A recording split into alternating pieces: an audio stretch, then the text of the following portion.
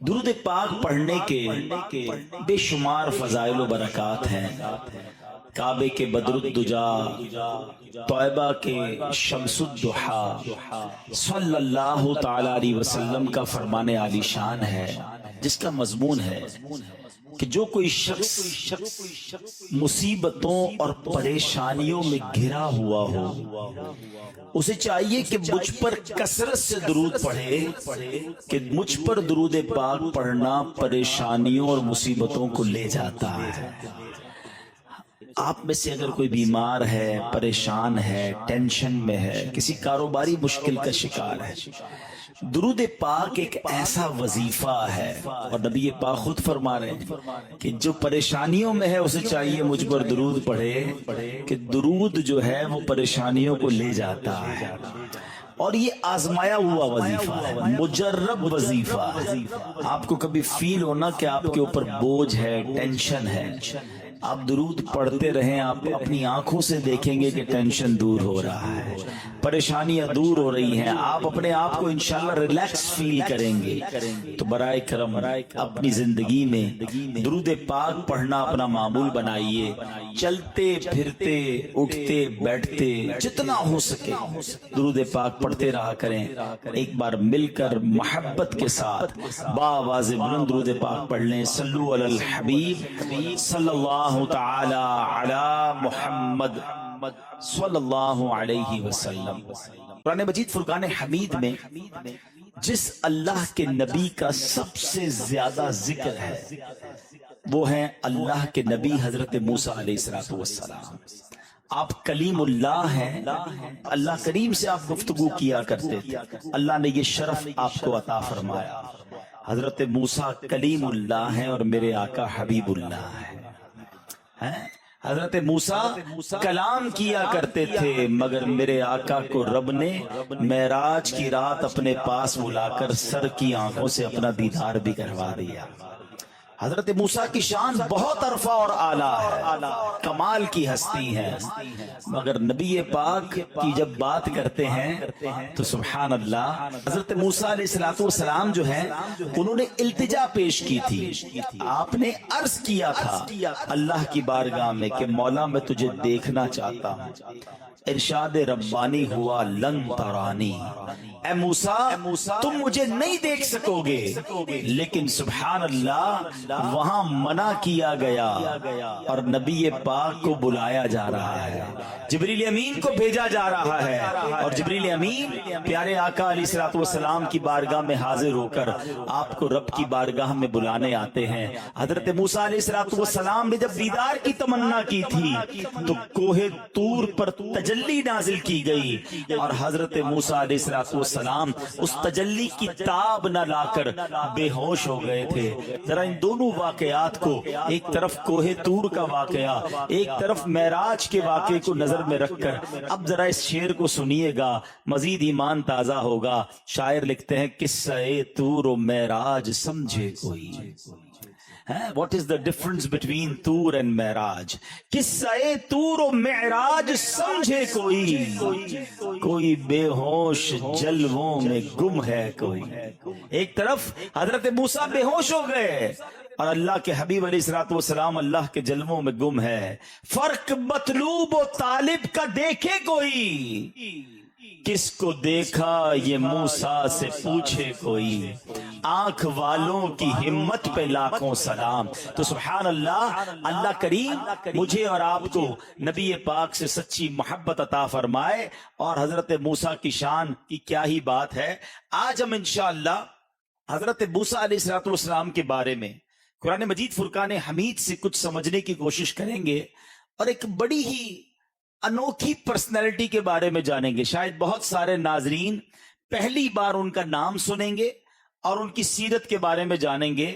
وہ ہے حضرت جزعیل رحمت اللہ تعالی علیہ۔ یہ کون تھے؟ یہ اصل میں حضرت موسیٰ علیہ السلام کے ایک امتی ہیں، اور فرعون جو کہ سرکش ایک بادشاہ تھا جس نے خدائی کا دعویٰ کیا، کہ فرعون کے یہ چچا زاد بھائی تھے، اور حضرت موسیٰ علیہ السلام پر کلمہ پڑھ کر وہ ایمان لے آئے تھے۔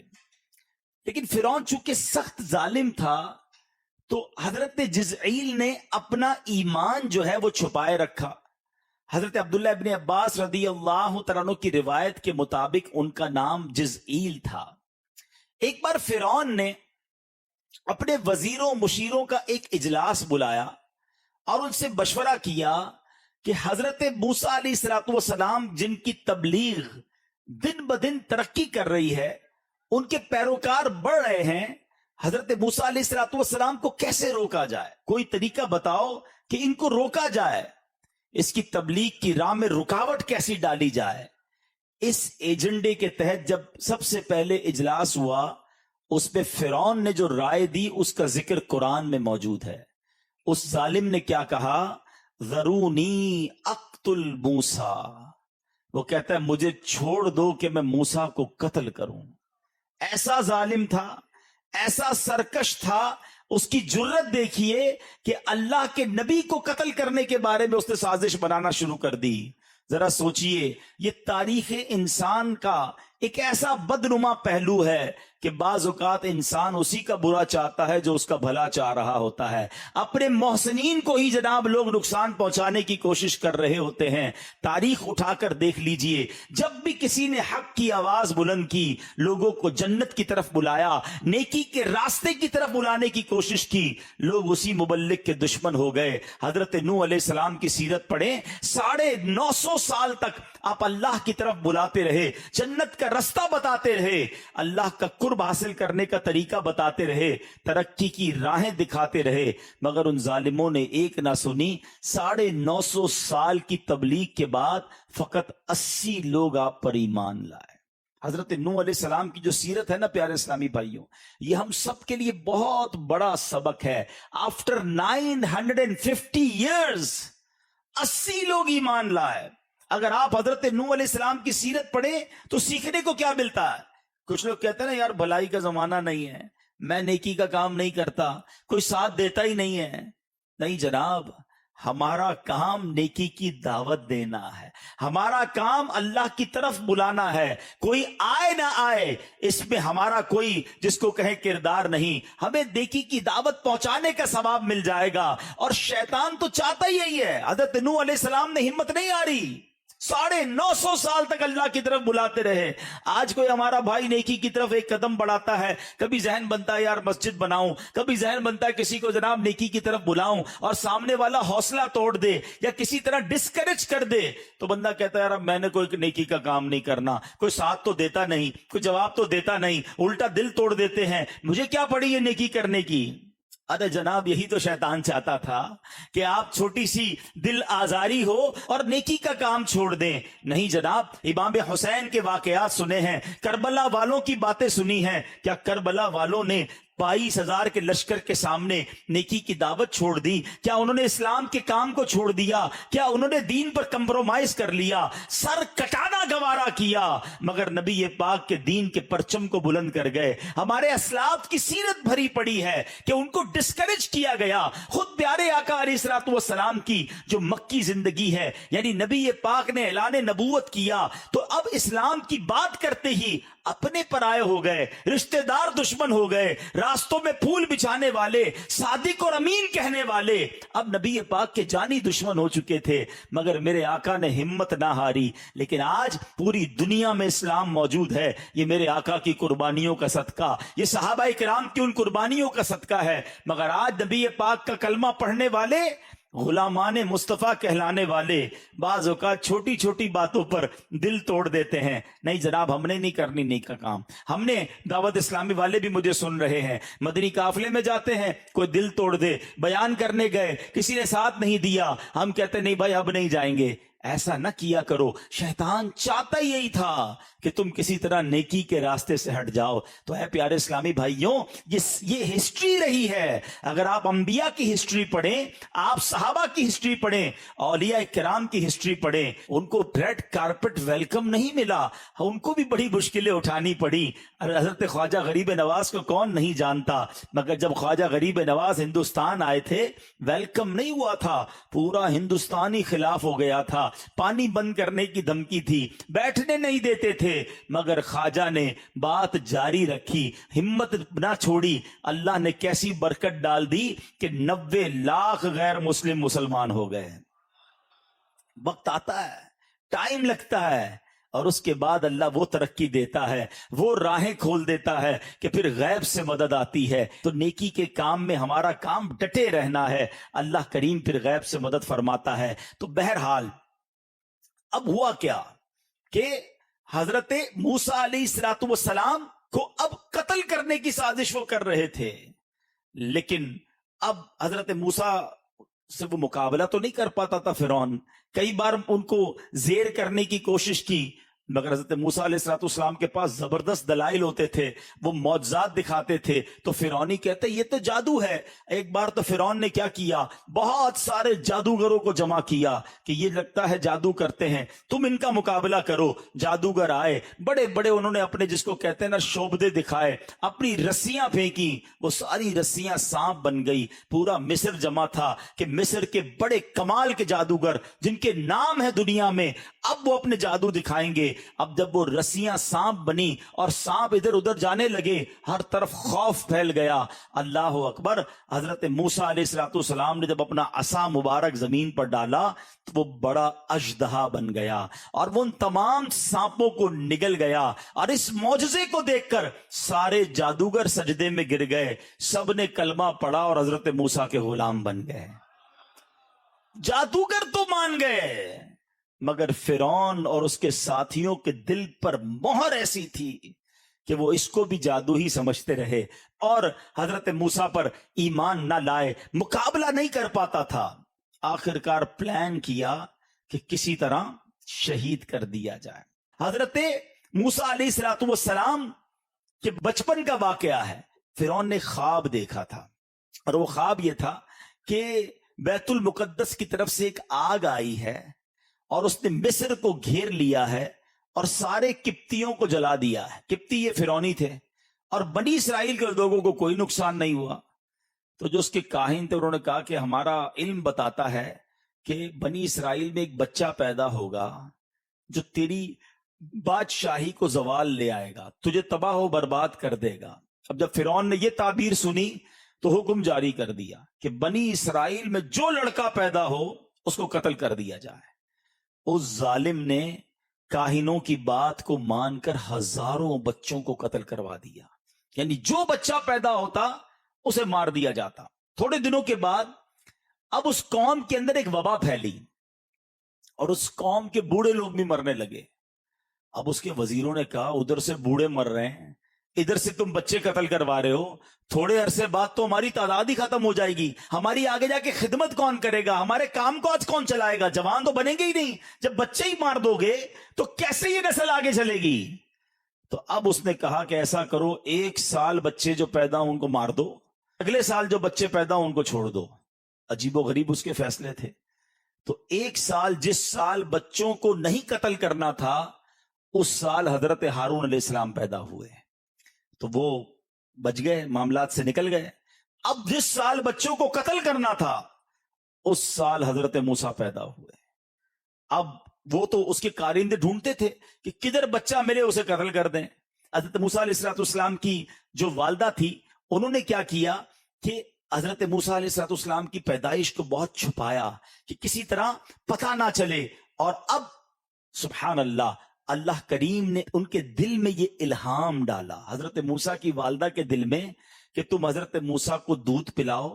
جب تمہیں یہ خوف ہونا، کیونکہ بچہ روتا بھی ہے کہ ہمسایوں کو پتہ چل جائے گا، تو پھر کیا کرنا کہ فرعون کو معلوم ہوتے سے پہلے بے خوف و خطر اس بچے کو مصر کے دریائے نیل میں ڈال دینا اور ڈوب جانے کا اندیشہ نہ کرنا، اس کی جدائی کا غم بھی نہ کرنا، ہم اسے تیری طرف لوٹا دیں گے اور اسے رسول بنائیں گے۔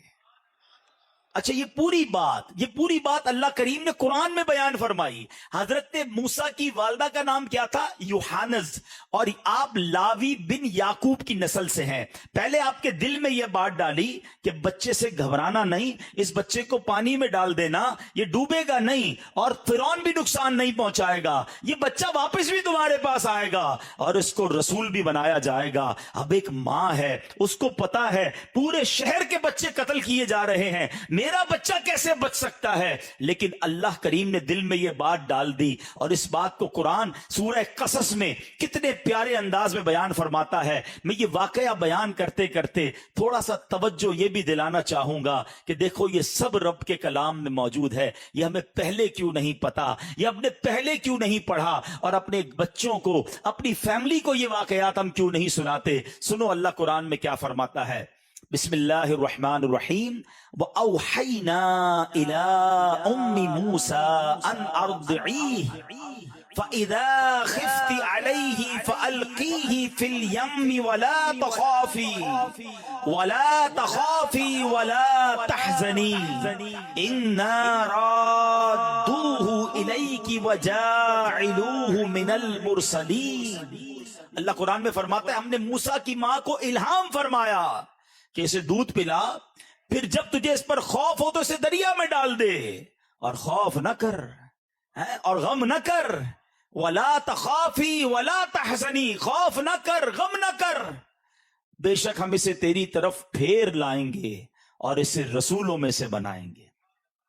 اچھا اللہ کا وعدہ تھا، اللہ کی نیک بندی تھی.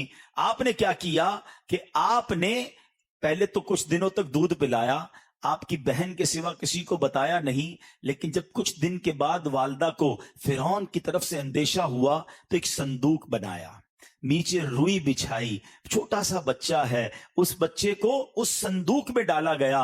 حضرت موسیٰ کو صندوق میں بند کیا اور اس کے درزیں روغن کیر سے، روغن کے ذریعے اس کی درازیں بھی بند کر دی، اسے دریائے نیل میں بہا دیا. تصور کریں ماں کی کیفیت کیا ہوگی کہ چھوٹے بچے کو اب دریائے نیل کے حوالے کیا جا رہا ہے. یہاں ایک بات سیکھنے کو مل رہی ہے، اللہ والیوں کو اللہ پر بھروسہ کیسا تھا، یقین کیسا تھا. انہیں یقین تھا کہ رب کا وعدہ ہے میرے بچے کو آنچ نہیں آنی. مسئلہ یہ ہے ہم اچھے خاصے گھر میں بیٹھے ہوں، ہم اپنے شاندار گھر میں، پکے گھر میں بیٹھے ہوں، ہمیں پھر بھی ٹینشن رہتی ہے کل کیا ہوگا، پرسوں کیا ہوگا، بچوں کا کیا ہوگا، کاروبار کا کیا ہوگا. کئی لوگ ملتے ڈپریشن کے مریض ہو گئے، بڑی ٹینشن میں ہوں. بھائی کیوں ٹینشن ہے؟ سوچیں بڑی آتی ہیں، پتہ نہیں میرے بعد بچوں کا کیا ہوگا، اگلے سال کاروبار کا کیا ہوگا. اتنا سوچتے کیوں ہو؟ رب پر بھروسہ کدھر گیا، توکل کدھر گیا؟ ارے اللہ پر بھی بھروسہ کرو، جس رب نے پیدا کیا ہے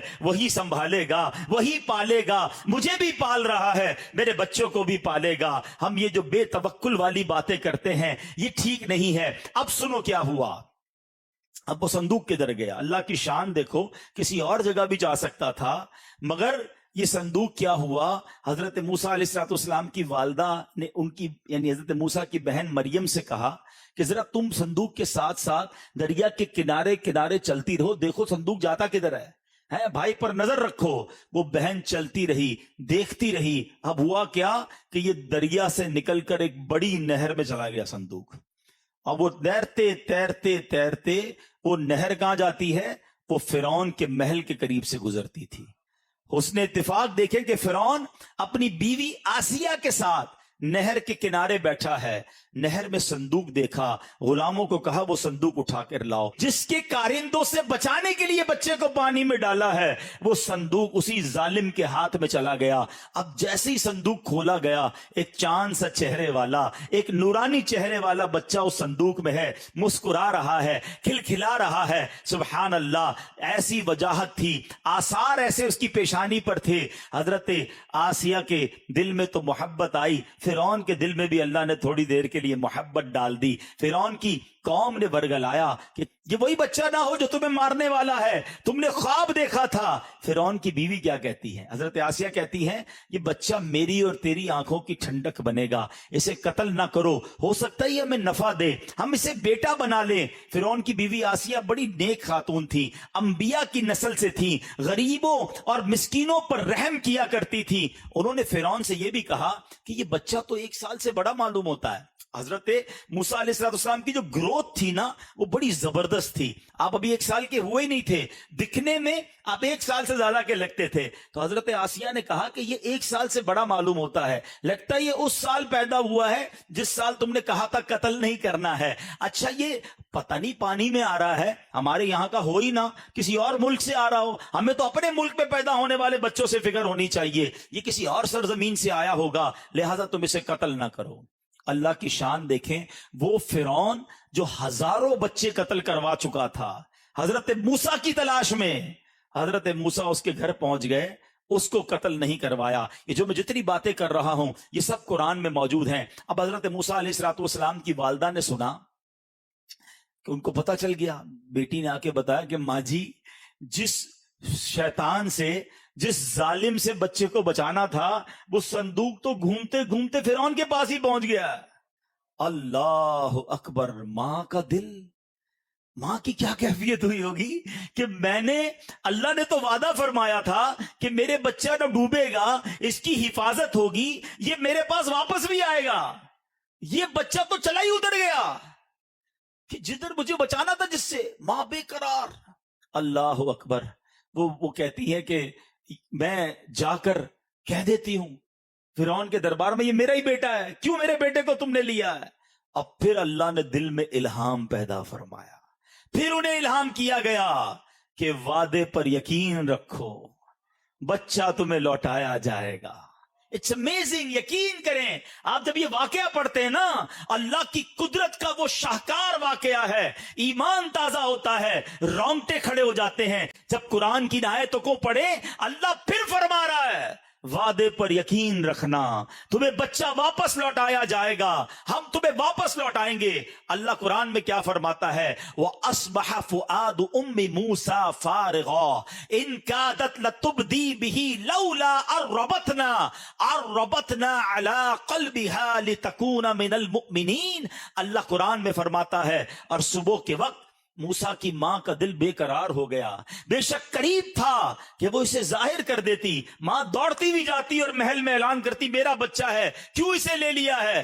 مگر اللہ فرماتا ہے اگر ہم اس کے دل کو مضبوط نہ کرتے کہ وہ ہمارے وعدے پر یقین رکھنے والوں میں سے رہے۔ اب کیا ہوا؟ اب اللہ تعالیٰ نے اپنی قدرت سے حضرت موسیٰ علیہ السلام کو یہ روک دیا کہ وہ کسی عورت کا دودھ نہ پئیں۔ حضرت آسیہ نے، فرعون کی بیوی نے اپنے گھر میں تو رکھ لیا مگر دودھ پلانے والی تو چاہیے نا۔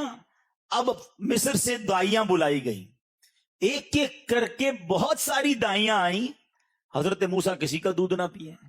اب فرعون بھی پریشان، حضرت آسیہ بھی پریشان کہ دودھ تو پلانا ہے بچے کو۔ اب اتنے میں کیا ہوا کہ دائیوں کے ساتھ آپ کی جو بہن تھی نا وہ بھی دیکھنے چلی گئی کہ ہوتا کیا ہے۔ صورتحال دیکھ کر انہوں نے کہا کہ میں تمہیں ایک ایسے گھر کے متعلق بتاؤں، ایک عورت ہے، اس کو بلا لو، وہ یہاں آئے گی نا تو انشاءاللہ یہ بچہ اس کا دودھ پی لے گا۔ ماں تھی وہ، اب انہوں نے بتایا نہیں کہ وہ میری ماں ہے، حضرت موسیٰ کی بھی ماں ہے۔ تو فرعون نے کہا ٹھیک ہے لاؤ، کون ہے وہ عورت؟ جیسے ہی آپ کی والدہ آئیں، اللہ اکبر، حضرت موسیٰ جو ہیں وہ فرعون کی گود میں ہیں اور رو رہے ہیں۔ فرعون بڑی کوشش کر رہا ہے کسی طرح خاموش ہو جائیں، لیکن جب والدہ تشریف لائیں، ماں کی خوشبو سونگی حضرت موسیٰ کو قرار آ گیا۔ ابھی تو کمرے میں داخل ہوئی ہیں اور حضرت موسیٰ گود میں جو ہیں وہ خاموش ہو گئے ہیں، ریلیکس ہو گئے ہیں۔ اب جیسی ماں نے گود میں لیا، اللہ اکبر، حضرت موسیٰ نے دودھ پینا شروع کر دیا۔ اب ایک بڑا ٹرننگ پوائنٹ آیا۔ فرعون کہتا ہے بتاؤ تم ہو کون؟ تمہارا اس بچے سے تعلق کیا ہے؟ تھا تو بڑا ذہین، خدائی کا دعویٰ کیا تھا، ظالم بھی بڑا تھا۔ کہتا تمہارا اس بچے سے کیا تعلق ہے؟ سارے شہر کی عورتوں کا دودھ نہیں پیا اور تمہارا دودھ کیسے پی لیا اس نے؟ بڑا خطرناک ٹرننگ پوائنٹ تھا۔ اب آپ کی والدہ کی ذہانت دیکھیں، کیسا شاندار، تفسیر قرآن میں واقعہ لکھا ہے۔ جواب کیا دیا آپ کی والدہ نے؟ آپ کی والدہ کہتی میں ایک عورت ہوں، پاک صاف رہتی ہوں، میرا دودھ خوشگوار ہے، جسم طیب ہے، اس لیے جن بچوں کے مزاج میں نفاست ہوتی ہے وہ کسی عورت کا دودھ نہیں پیتے، میرا دودھ پی لیتے ہیں۔ ایسا نفیس بچہ ہے، یہ نہیں کہا میں اس کی ماں ہوں اور یہ بھی نہیں کہا ماں نہیں ہوں۔ کیا خوبصورت جواب دیا، جن بچوں میں نفاست ہے وہ میرا دودھ پی لیتے ہیں۔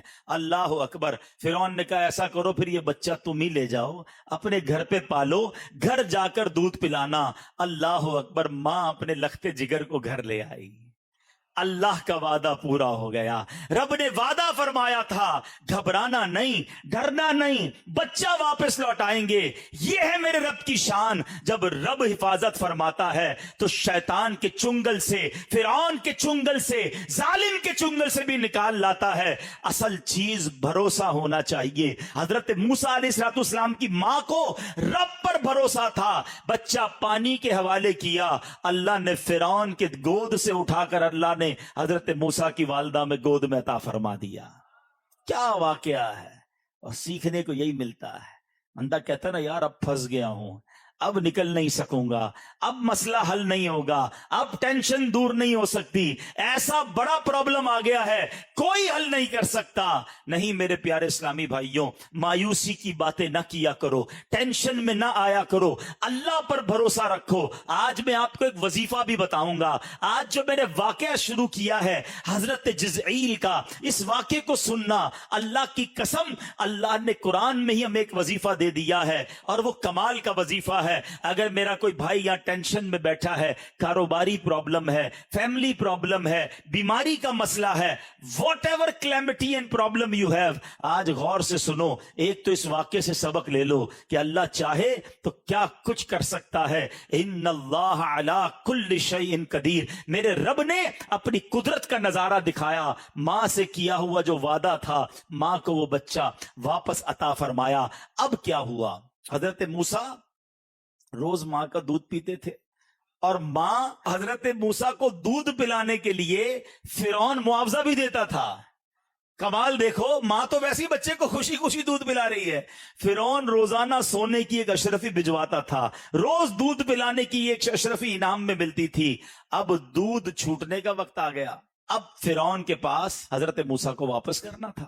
ماں آئی اور حضرت موسیٰ کو واپس دے دیا۔ اب ماں کی جس کو کہنا یقین اسٹرانگ ہو گیا تھا کہ اب تو یہ رسول بھی بنیں گے، کیونکہ جو پہلا وعدہ تھا نا قرآن میں، جو وعدہ آپ نے سنا کہ اس پہ گھبرانا نہیں، ڈوبے گا بھی نہیں، بچہ واپس بھی لوٹائیں گے اور رسول بھی بنایا جائے گا، تو یقین تھا کہ میرا بیٹا تو بڑی شان والا ہے۔ اب دودھ بھی پلا لیا، اطمینان بھی ہو گیا، عمر بھی زیادہ ہو گئی، حضرت موسیٰ کو حوالے کر دیا فرعون کے گھر میں۔ اب وہاں پرورش ہو رہی ہے۔ اب کیا ہوا؟ ایک بار فرعون نے حضرت موسیٰ کو گود میں لیا، اب تھوڑی سی عمر مبارک بڑی ہو گئی تھی، تو حضرت موسیٰ نے فرعون کی داڑھی پکڑی اور اسے تماچا مار دیا بڑے دربار میں۔ خدائی کا دعویٰ کرتا تھا۔ فرعون کو بڑا غصہ آیا، کہتا یہی بچہ لگتا ہے مجھے، اس کو پھر قتل کرنا ہے۔ پھر اس کا ارادہ قتل کرنے کا ہو گیا۔ حضرت آسیہ پھر آئیں اور کہا کہ کیوں، تمہیں کیا ہو گیا ہے؟ بچہ ہے، بچے کو کیا پتا ہوتا ہے؟ اچھا تم ایسا کرو، تمہیں لگتا ہے کہ یہ کوئی ایکسٹرا آرڈنری بچہ ہے، ایک ایکسپیرینس کرتے ہیں۔ کیا ایکسپیرینس کرتے ہیں؟ اب ایکسپیرینس یہ ہوا کہ ایک تھال لایا گیا، اس میں ایک آگ کا انگارہ رکھا گیا، اور ایک طرف یاقوت موتی رکھا گیا، اور اب دیکھا، یہ بتانا تھا کہ دیکھو یہ کیا اٹھاتا ہے۔ اگر یہ نارمل بچہ ہے تو انگارے کو اٹھا لے گا، اور اگر واقعی بڑا ہوشیار اور ایکسٹرا آرڈنری کوئی چیز ہے تو یہ موتی کی طرف ہاتھ اٹھائے گا۔ آپ تھے تو اللہ کے نبی، چنے ہوئے بندے تھے، آپ نے ہاتھ موتی کی طرف ہی بڑھایا، مگر فرشتہ آیا اور اس نے آپ کا ہاتھ پکڑ کر انگارے کی طرف ہاتھ کر دیا، اور آپ نے انگارہ اٹھا کر اپنے منہ میں رکھ لیا، جس سے آپ کی زبان مبارک جل گئی، اور اس کی بنا پر حضرت موسیٰ علیہ السلام کی زبان میں لکنت بھی پیدا ہوئی۔ کہنے کا مقصد یہ ہے کہ یہ ظالم جانتا تھا کہ میں نے کتنی بار کوشش کی ان کو زیر کرنے کی، یہ زیر نہیں ہوتے، اللہ انہیں بچا لیتا ہے، پھر بھی یہ ان پر ایمان نہیں لاتا تھا۔ اور حضرت جزعیل جو فرعون کے کزن تھے، وہ دیکھ رہے تھے، آخر کار ان کو رہا نہیں گیا، ایمان چھپایا ہوا تھا، مگر جب اب قتل کی سازش ہونے لگی تو وہ کھڑے ہو گئے اور انہوں نے حضرت موسیٰ علیہ الصلوۃ والسلام کے بارے میں اب بڑے دربار میں تقریر کی۔ اب وہ تقریر کیا تھی؟ حضرت موسیٰ کی حمایت میں فرعون کا کزن، ان کو پتا تھا کہ اب مجھے چھوڑیں گے نہیں، مگر ان کو بھی یقین تھا، حق بات کرنی تھی۔ انہوں نے کہا کہ فرعون کو اور اس کے درباریوں کو اللہ کے عذاب سے ڈرایا، حضرت نوح کی، حضرت ہود کی، حضرت صالح علیہ السلام کی قوم کے حالات کے بارے میں بتایا، انہیں حضرت یوسف علیہ السلام کا دور نبوت یاد دلایا۔ انہوں نے کہا دیکھو یہی مصر ہے جہاں حضرت یوسف کا دور حکومت بھی رہا، یہ وہی بات کر رہے ہیں جو حضرت یوسف کیا کرتے تھے۔ حضرت موسیٰ اللہ کے نبی ہیں، اے فرعون اور فرعون کی قوم، تم سارے کلمہ پڑھ لو، ایمان قبول کر لو، اللہ پاک کے عذاب سے پناہ مانگو، جنت کے رستے پر چلو۔ حضرت جزئیل نے لمبی تقریر کی، اللہ کریم نے پارہ 24 سورہ مومن میں اس کا ذکر فرمایا۔ حضرت جزئیل نے جو تقریر کی وہ ساری بات بیان فرمائی، مگر ان ظالموں کو پھر بھی عقل نہ آئی۔ انہوں نے جواب میں کیا کہا سنو، وہ کہتے ہیں، وہ بھی قرآن میں موجود ہے، فَسَتَذْكُرُونَ مَا أَقُولُ لَكُمْ، تو جلد ہی تم وہ یاد کرو گے جو میں تم سے کہہ رہا ہوں۔ یعنی وہ کہنے لگے اے فرعون کے ساتھیوں میری بات مان لو، اگر نہیں مانو گے نا تو جب اللہ کا عذاب آئے گا نا، عذاب تمہیں لپیٹ میں لے لے گا، تب تمہیں میری باتیں یاد آئیں گی۔ اس پر فرعون اور اس کے وزیروں اور مشیروں نے حضرت جزئیل کو دھمکی دی کہ تم نے ہمارے دین کی مخالفت کی ہے، ہم تمہارے ساتھ بھی بڑے برا پیش آئیں گے، تمہیں بھی نہیں چھوڑیں گے۔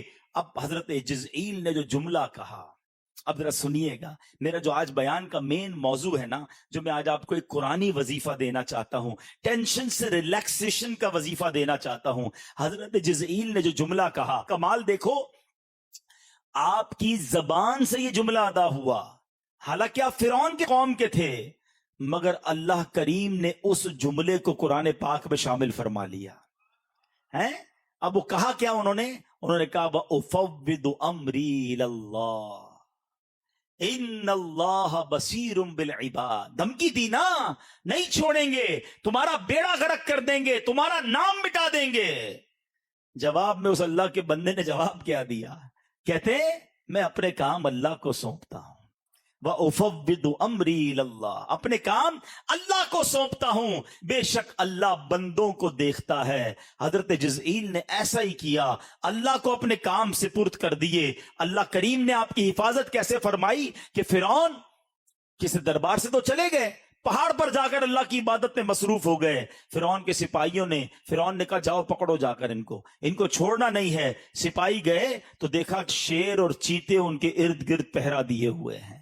اللہ نے ان خونخوار جانوروں کو بھیج دیا جو لوگوں کو چیڑ پھاڑ کر رکھ دیتے ہیں، مگر جب یہ منظر دیکھا فرعونیوں نے، ان کے رونگٹے کھڑے ہو گئے اور وہ واپس آ گئے۔ تو پتا چلا مدعی لاکھ برا چاہے تو کیا ہوتا ہے، وہی ہوتا ہے جو منظور خدا ہوتا ہے۔ اے میرے پیارے اسلامی بھائیوں، خدا کی قسم اس آیت کو جو ہے نا اب یاد کر لو اور اس کا لطف لو، اس کی فیلنگ محسوس کرو۔ جب آپ پریشان ہو نا، جب آپ کو لگے نا کہ سب ختم ہو گیا ہے، اب میں پھنس گیا ہوں، بعض اوقات فیلنگ آتی ہے ایسی کہ یار ایسی مصیبت آ گئی ہے کہ اس سے کیسے نکلوں گا، ڈاکٹروں نے ہی منع کر دیا ہے، بیماری ایسی ہو گئی ہے، گھر میں جھگڑا ایسا ہو گیا کہ اب طلاق تک نوبت پہنچ گئی ہے، ارے جناب قرضہ اتنا بڑا چڑھ گیا کہ نکلوں گا کیسے، معاملہ دشمن اتنے ہو گئے کہ بچوں گا کیسے۔ ارے کچھ بھی ہے پہلے اللہ کو سونپ کر تو دیکھو نا، وَأُفَوِّضُ أَمْرِي إِلَى اللَّهِ، کبھی آنکھیں بند کر کے یہ آیت پڑھا کرو اور سوچو اب کہہ کیا رہا ہے، اس کا ترجمہ کیا ہے؟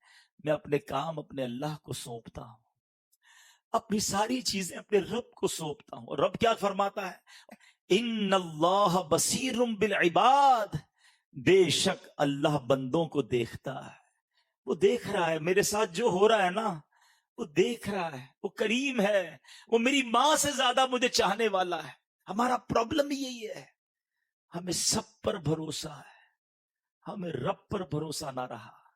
ہم سمجھتے فلاں منسٹر سے تعلق ہوگا نا تو کام ہو جائے گا، فلاں کے پاس جاؤں گا تو مسئلہ حل ہو جائے گا، کوئی سیٹ ہوگی نا میرے پاس تو میرے مسئلے حل ہو جائیں گے، کسی علاقے کا چودھری بن جاؤں گا، کسی انجمن کا صدر بن جاؤں گا، یا اتنا بینک بیلنس ہوگا نا تو پھر بچے بھی سخی رہیں گے، اتنے پیسے بنا لوں اس کے بعد سب سیٹ ہو جائے گا۔ ہم دنیا کے پیچھے بھاگ رہے ہیں، ہمیں لگتا ہے جب تک یہ معاملات ہوں گے، جب سارے کام حل ہو جائیں گے۔ یہ ہماری بھول ہے۔ یاد رکھو، اگر پیسے سے خوشی خریدی جاتی ہوتی نا تو کوئی امیر وہ پریشان نہ ہوتا، کوئی مالدار ٹینشن میں نہ ہوتا۔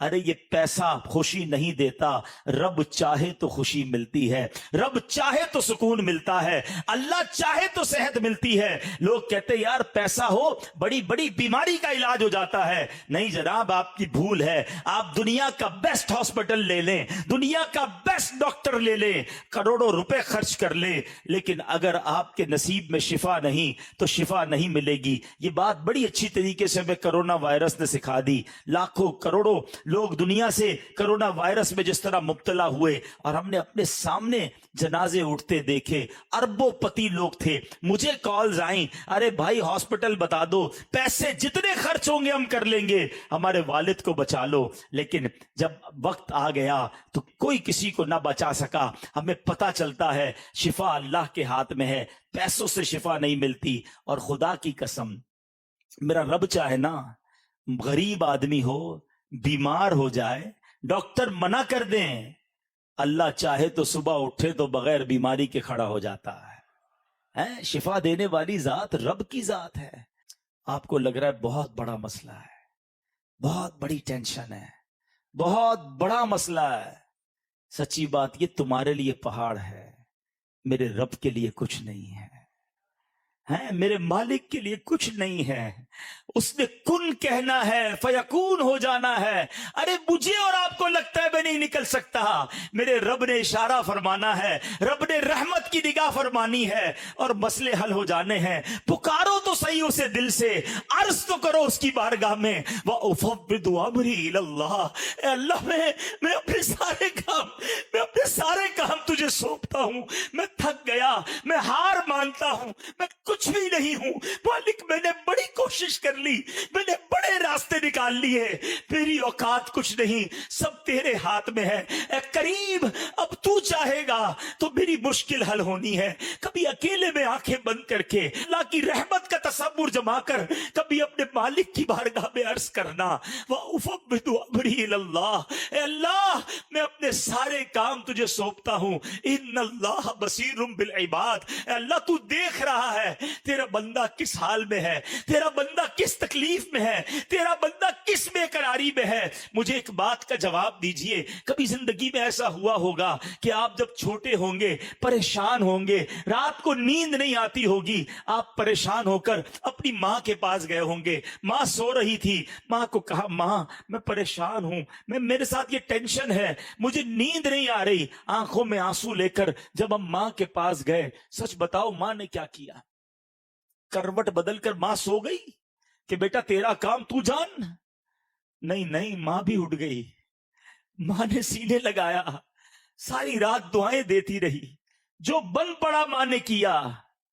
مجھے بتاؤ، جب میری ماں نے مجھے بے قرار دیکھا تو تنہا نہ چھوڑا، تو جو ماں سے زیادہ چاہنے والا مالک ہے، جب کبھی میں تہجد میں اٹھ کر بستر چھوڑ کر اپنی جا نماز بچھا کر 2 رکعت پڑھ کر ہاتھ اٹھاؤں گا اور میری آنکھوں میں آنسو ہوں گے اور رب سے کہوں گا مولا پھنس گیا ہوں، مولا پریشان ہوں، اللہ بیماری نے گھیر لیا ہے، اللہ گناہ نہیں چھٹ رہے، مالک میرے ساتھ کاروبار کا مسئلہ ہے، میرے گھر میں لڑائی جھگڑے ہو گئے ہیں، اے اللہ اولاد نہیں ہے، اولاد تو ہے مگر مالک اولاد پریشان کر رہی ہے، میرا بچہ ہے مگر بیمار ہے، اے اللہ بچہ ہے مگر قرآن یاد نہیں ہو رہا ہے۔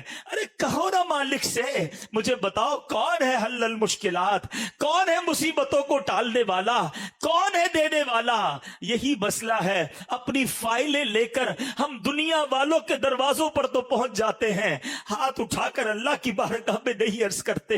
ارے دنیا والے تو بڑے عجیب لوگ ہیں, ملنا ہو تو ٹائم نہیں ملتا, بڑے آدمی سے ملنا ہو اپوائنٹمنٹ لینا پڑتا ہے. صاحب بیزی ہیں, کل آنا, کل نہیں پرسوں آنا. غریب آدمی کو دھکے کھلائے جاتے ہیں, اور اگر موقع مل بھی جائے 1-2 منٹ کا ٹائم ملتا ہے, بے رخی سے بات سنی جاتی ہے, ایک بار کے بعد دوبارہ ٹائم نہیں ملتا. یہ دنیا کے وزیروں, یہ دنیا کے افسروں کا حال ہے. ارے آؤ میں بتاتا ہوں, جس نے کائنات بنائی ہے, جس نے ہم سب کو بنایا ہے, جو خالق کے کائنات ہے, جو بادشاہوں کو بادشاہی دینے والا ہے, جب اس سے بات کرنی ہے کوئی اپوائنٹمنٹ کی ضرورت نہیں ہے, کوئی سیکرٹری کی ضرورت نہیں ہے. ارے جب اللہ سے بات کرنی ہے سر جھکاؤ اور ہاتھ اٹھا لو اور بات کرنا شروع کر دو, جو دل میں ہے کہنا شروع کر دو, وداؤٹ اینی سیکرٹری, بغیر کسی اپوائنٹمنٹ کے. اپنے رب سے باتیں کیوں نہیں کرتے؟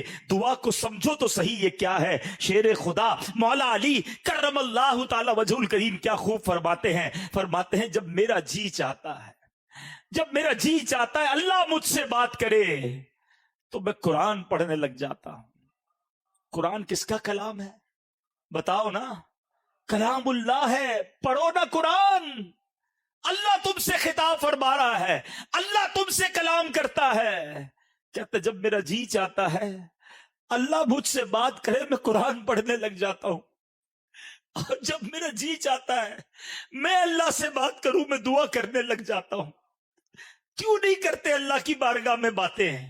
ادھر نماز پڑھنے کا ٹائم نہیں ہے, نماز پڑھ لی تو دعا کرنے کا ٹائم نہیں ہے. ارے کب ایسا ہوا کہ میں ہوں اور اللہ کی ذات ہو, اکیلے میں رب سے باتیں کر رہا ہوں, دل کھول کے اللہ کو اپنے غم سنا رہا ہوں, اپنی مصیبتیں بتا رہا ہوں. کبھی ایسا کر کے دیکھنا, اور جب ایسی کیفیت بن جائے نا تو یہ آیت پڑھنا, اے اللہ تو نے اس فرعون کی قوم کے بندے پر بھی رحم کیا تھا, سب پر عذاب نازل ہوا تھا, حضرت جزئیل کو اس عذاب سے تو نے بچایا تھا, فرعونیوں کی اس لشکر سے بھی تو نے ان کی حفاظت کی تھی جنہوں نے یہ کہا تھا وَأُفَوِّضُ أَمْرِي إِلَى اللَّهِ, میں اپنے کام اللہ کے سپرد کرتا ہوں, سارے کام اللہ کو سونپتا ہوں. ان اللہ بصیر بالعباد. پھر دیکھو آپ کے دل کو ڈھارس مل جائے گی, آپ کو قرار آ جائے گا. وہ بندہ نہیں کہتا میں وزیر اعظم کو فائل دے آیا ہوں, ہاں بڑے بڑے منسٹر صاحب کو فائل ریسیو کروا کے آ گیا ہوں. ارے جب تم یہ پڑھو گے نا دل کو یہ امید بن جائے گی اللہ کی بارگاہ میں فائل جمع کرا دی ہے, اپنے کام سونپ دیے میں نے, قبول حاکمین کے دربار میں عرضی پیش کر دی ہے, اور وہی سنوارنے والا ہے, وہی معاملات سدھارنے والا ہے. اب آخری بات, کبھی کبھی ایسا ہوتا ہے کہ بندہ دعائیں کرتا ہے, مسئلہ حل نہیں ہوتا ہے, وہ چیز ملتی نہیں ہے. اب جب یہ نہیں ملتی نا تو اب انسان کی کیفیت بدلتی. شیطان ہے نا کہ تیری دعا تو سنی نہیں جاتی, اتنی دعائیں کی, مزار پہ جا کے بھی دعا کی, مکے جا کے بھی دعا کی, مدینے جا کے بھی دعا کی, فلاں بزرگ سے بھی دعا کرائی, مسئلہ تو حل نہیں ہوا. نہ بیٹا ملا, نہ اولاد ملی, نہ کاروبار ٹھیک ہوا, نہ وہ پریشانی دور ہوئی. وہ مولانا صاحب تو کہہ رہے تھے دعا کرو مسئلہ حل ہو جائے گا. اب یہاں شیطان بندے کو اللہ سے دور کرتا ہے. اب یہ تھوڑا سا نقطہ سمجھ جاؤ گے نا تو اللہ سے پیار اور بڑھ جائے گا. آج میں چاہتا ہوں میرے سارے بھائی اپنے رب پر بھروسہ لے کے جائیں, اللہ سے محبت لے کے جائیں. سب سے زیادہ پیار اپنے مالک سے کرو, وہ ہمارا مالک ہے, ہمارا خالق ہے. میں تو بے لباس پیدا ہوا تھا, اس نے لباس دیا. بولنے نہیں آتا تھا, گونگا نہیں بنایا, اس نے زبان بھی دی. اندھا بھی نہیں بنایا, آنکھیں بھی دی. بہرا بھی نہیں بنایا, کان بھی دیے. عزت بھی دی, شہرت بھی دی, دولت بھی دی. کروڑوں سے اچھا بنایا, مگر میں اسی سے بدگمان رہوں, میں اسی کے بارے میں ڈبل مائنڈڈ رہوں, اللہ سے ہی محبت نہ کروں. پھر تف ہے میری زندگی پر. کاش مجھے سب سے زیادہ اپنے مالک سے محبت ہو جائے, اپنے مالک پر بھروسہ آ جائے. یہ شیطان تمہیں اپنے رب سے دور کرتا ہے. اب جب کبھی ایسا خیال آئے نا یار میں تو نماز بھی پڑھتا ہوں, میں تو دعائیں بھی کرتا ہوں, مسئلہ حل کیوں نہیں ہوتا, تو اب سنو میں آپ کو ایک دنیاوی اگزامپل کے ذریعے سمجھاتا ہوں. ایک والد ہو, آپ بھی والد ہوں گے, بڑے بھائی بھی ہیں بیٹھے ہوں گے. اور جب آپ کا چھوٹا بیٹا یا بھائی آپ کے سامنے بیمار ہو جائے، بخار ہو، اس کو گلا خراب ہو اس کا، اور وہ رونے لگے کہ مجھے آئس کریم کھانی ہے، مجھے جوس پینا ہے، ٹھنڈا جوس پینا ہے، کیا کریں گے؟ کھلائیں گے آئس کریم اس کو؟ ذرا جواب دیجئے، جوس پلائیں گے؟ وہ رو رہا ہے آپ کے سامنے، بہت رو رہا ہے. اچھا، بالکل آپ کے برابر میں آپ کا ایک دوست بیٹھا ہے، وہ کہے یار کیسے ظالم باپ ہو یار، بچہ رو رہا ہے کیوں نہیں دے رہا آئس کریم اس کو؟ رو رہا ہے، دے دو اس کو، شربت پلا دو. آپ کیا جواب دیں گے؟ میں باپ ہوں، مجھے پتا ہے کب اس کو کیا دینا ہے، ابھی دوں گا نا تو بیمار ہو جائے گا، گلا اور خراب ہو جائے گا، اس کو اور پرابلم، رونے دو اس کو، اس کا رونا ٹھیک ہے، اگر اس کو کھلا دیا تو یہ اور بیمار ہوگا. اب ذرا دل پر ہاتھ رکھ کے میرا جملہ سننا، تم باپ ہو اور تمہیں پتا ہے بچے کو کب کیا دینا ہے، میرے مالک کو نہیں پتا مجھے کب کیا دینا ہے. میں رو رہا ہوں وہ نہیں دے رہا، میں پکار رہا ہوں وہ نہیں دے رہا، تو کرو نا بھروسہ کہ میرے لیے یہی بہتر ہے، اس لیے تو نہیں دے رہا.